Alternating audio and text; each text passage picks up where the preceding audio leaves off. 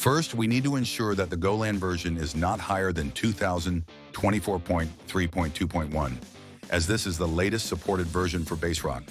Now let's go to the plugin marketplace and search for BaseRock AI Unit Test Coder. Once you find it, click Install.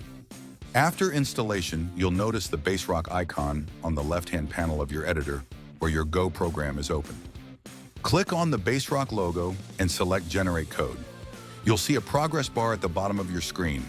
Under the hood, BaseRock analyzes your code in detail, understanding dependencies and existing libraries, so that it can prioritize your current testing framework where applicable.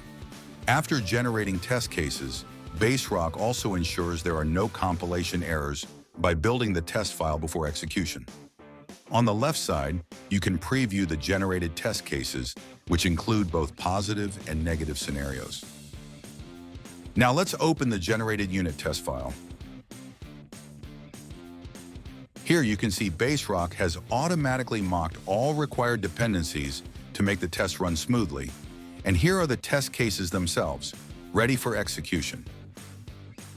For the very first time, BaseRock automatically runs the generated tests. However, you can also explicitly rerun them by clicking the Run button. This option also allows you to execute the tests with coverage reporting, giving you deeper insights into your code quality.